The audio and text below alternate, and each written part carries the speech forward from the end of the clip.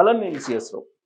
హైదరాబాద్లో real estate భారీగా పతనమయ్యింది. ఇది నేను చెప్పడం కాదు, రకరకాల సర్వే సంస్థలు తాజాగా చేసినటువంటి సర్వేల్లో వచ్చినటువంటి ఫలితాలని గుర్తు చేస్తున్నాను. దాంట్లో ప్రముఖ సంస్థలు కూడా సర్వేలు చేశాయి. ఈవెన్ క్రెడాయి కూడా మొత్తం రియల్ ఎస్టేట్ పతనమయ్యింది అనేటువంటి విషయాన్ని కూడా బహిరంగ వేదికల మీద ఒప్పుకోకపోయినప్పటికీ ప్రైవేట్గా అంగీకరిస్తుంది. మరి ఇలాంటి పరిస్థితి ఎందుకు వచ్చింది హైదరాబాద్కి అని అంటే, గత ప్రభుత్వ తాలూకు ఆర్టిఫిషియల్గా క్రియేట్ చేసినటువంటి ధరలు ప్రస్తుత ప్రభుత్వం రియల్ ఎస్టేట్ మీద ఫోకస్ చేయకపోవటం, ఈ రెండు అంశాల కారణంగా పతనం అయ్యింది అని అంటున్నారు. కానీ రియల్ ఎస్టేట్ నిపుణులు ఏమంటున్నారంటే, అంతర్జాతీయంగా ఏర్పడినటువంటి ఆర్థిక మాంద్యం యొక్క ప్రభావం, అమెరికా అధ్యక్షుడు ట్రంప్ తీసుకున్నటువంటి రెసిప్రోకల్ ట్యాక్స్కి సంబంధించినటువంటి ఎఫెక్టు, అలాగే ఆంధ్రప్రదేశ్లో అమరావతి ప్రాజెక్టు మళ్ళా పునర్నిర్మాణానికి సిద్ధం కావటం, ఈ అంశాల కారణంగా హైదరాబాద్లో రియల్ ఎస్టేట్ పతనమయ్యింది, ఇళ్ల కొనుగోలు ఆగిపోయింది అని చెప్పి ఒక అంచనా వేస్తున్నారు. 40% పడిపోయింది గత ఏడాదితో పోలిస్తే అని చెప్పి ఒక నిర్ణయానికి రియల్ ఎస్టేట్ నిపుణులు వచ్చేస్తున్నారు. అయితే ఆశాజనకమైనటువంటి అంశం ఏంటంటే, ఇప్పుడు రిలయన్స్ అంబానీ హైదరాబాద్లో ఇప్పుడు కన్స్ట్రక్షన్లోకి రాబోతున్నారు రియల్ ఎస్టేట్లోకి. ట్రంప్ ఆల్రెడీ హైదరాబాద్లో ట్రంప్ టవర్స్ కట్టడానికి సిద్ధమయ్యారు. 68 ఫ్లోర్లతో హైరైజ్ బిల్డింగ్ కట్టబోతున్నారు ట్రంప్ టవర్స్ని. అలాగే రిలయన్స్ ఎప్పుడు కూడా మధ్యతరగతిని టార్గెట్ చేసుకుని వస్తూ ఉంటారు. వాళ్ళు అఫోర్డబుల్ ప్రైస్ తోటి దిగువ మధ్యతరగతి కాకుండా ఎగువ మధ్యతరగతికి అందుబాటులో ఉండేలాగా, ఎగువ మధ్యతరగతికి అందుబాటులో ఉండేలాగా ప్రాజెక్ట్స్ ఎప్పుడు కూడా రిలయన్స్ చేపడుతూ ఉంది. సో వీళ్ళు ఇప్పుడు ల్యాండ్కి సెట్ చేస్తుంది రిలయన్స్. ల్యాండ్ సెట్ చేసిన తర్వాత వీళ్ళు కన్స్ట్రక్షన్లోకి వచ్చే అవకాశం ఉంది. ఈ రెండు కంపెనీలు రావడం అనేది ఒక ఆశాజనకమైనటువంటి అంశం. అయితే ఇళ్ల ధరలు భారీగా పతనం అయ్యాయి. దానికి కారణం ఏంటి అని అంటే, ఐటీ సెక్టార్లో మాంద్యం ఉంది, ఐటీ సెక్టార్లో ఉద్యోగాలు పోతూ ఉన్నాయి. అలాగే ఇల్లు కొనుగోలు చేసేటువంటి వాళ్ళు తగ్గిపోయారు, హైరైజెస్కు వెళ్ళిపోతున్నారు.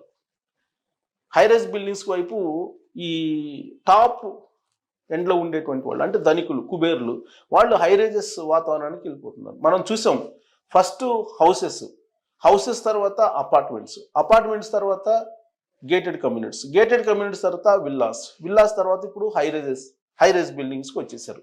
ఇదంతా కూడా మార్పు రియల్ ఎస్టేట్లో గత 2 దశాబ్దాలుగా వచ్చినటువంటి మార్పులు. గతంలో కాలనీలు కట్టేవాళ్ళు, బట్ ఆ కాలనీల సంస్కృతి పోయిన తర్వాత అపార్ట్మెంట్స్ సంస్కృతి వచ్చింది. అపార్ట్మెంట్ల సంస్కృతి కన్నా కూడా విల్లాల సంస్కృతి వచ్చింది, గేటెడ్ కమ్యూనిటీ సంస్కృతి తర్వాత విల్లాల సంస్కృతి వచ్చింది.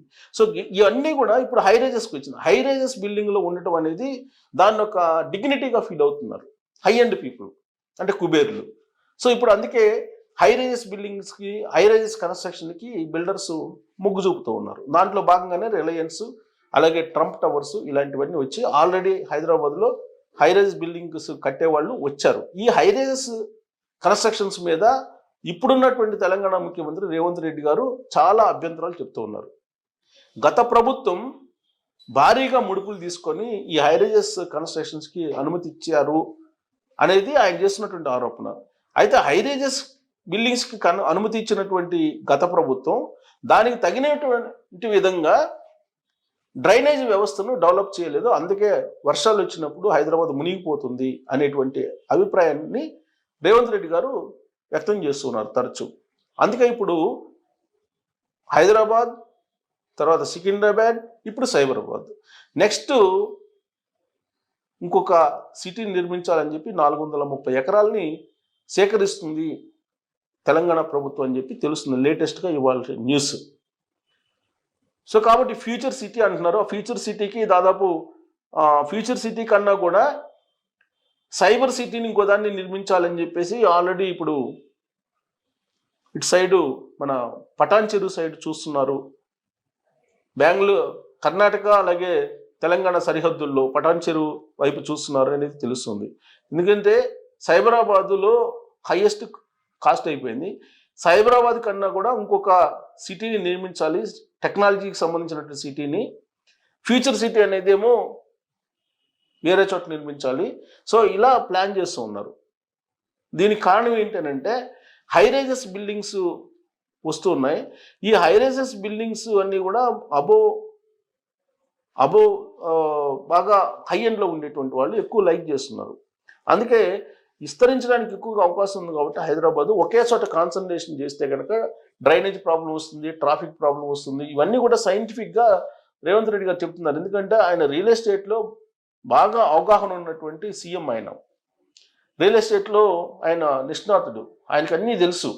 రియల్ ఎస్టేట్లో హైరైజెస్ బిల్డింగ్ వల్ల వచ్చేటువంటి ప్రాబ్లం ఏంటనేది. ఇప్పుడైతే హైరైజెస్ గత ప్రభుత్వం ఇచ్చినటువంటి అనుమతుల మేరకు నిర్మిస్తున్నారు, కానీ వర్షం వస్తే డ్రైనేజ్ ఏ విధంగా ఉంటుంది, అలాగే ఆ అపార్ట్మెంట్లో ఉండేటువంటి వాళ్ళు ఒకేసారి కనుక వెహికల్స్లో బయటకు వస్తే కార్లలో ఎలా ఉంటుంది. ఒక్కొక్క ఫ్లాట్కి కనీసం 2-3 కార్లు ఉంటాయి వాళ్ళకి. మరి ఆ కార్లన్నీ రోడ్ల మీదకి వస్తే ఈ రోడ్లు సరిపోతాయా? ఇదే ప్రశ్న వేస్తున్నాడు ఆయన. ఇప్పటికే ట్రాఫిక్ తోటి గజగజలాడిపోతుంది హైదరాబాద్.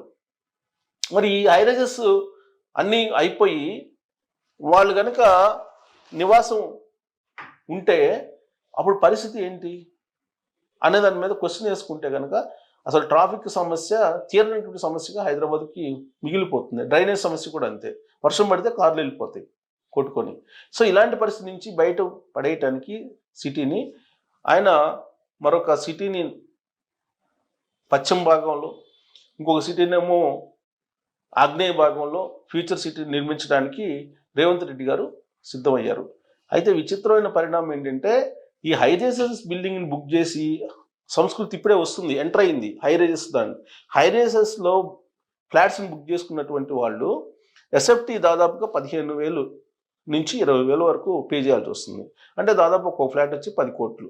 ఇంత పే చేసి భద్రంగా ఉంటారని అంటే ఇప్పుడు తాజాగా తెలంగాణలో వచ్చినటువంటి భూకంపం ఏదైతే ఉందో ఆ భూకంపం వీళ్ళని ఇప్పుడు గడగడలాడిస్తుంది. ఎందుకంటే ఇటీవల కాలంలో మనం చూసాం ప్రపంచవ్యాప్తంగా వచ్చినటువంటి భూకంపాలు ఏ విధంగా ఉన్నాయండి. ఇప్పుడు తెలంగాణకి ఉత్తర తెలంగాణలో ఊపేసింది భూకంపం. పైగా హైదరాబాదు భూకంప జోన్లో ఉన్నటువంటి ప్రాంతం. ఒకవేళ భూకంపం వస్తే ఈ హైరైజెస్ బిల్డింగ్ పరిస్థితి ఏంటి అనేది ఇప్పుడు ఆందోళన కలిగిస్తుంది బుక్ చేసుకున్నటువంటి వాళ్ళకి. పైగా ఈ హైరైజెస్ బిల్డింగ్ స్టార్టింగ్లోనే ఉంది ఈ సంస్కృతి. ఇప్పుడు ఈ భూకంపం రావడంతో ఆలోచిస్తున్నారు.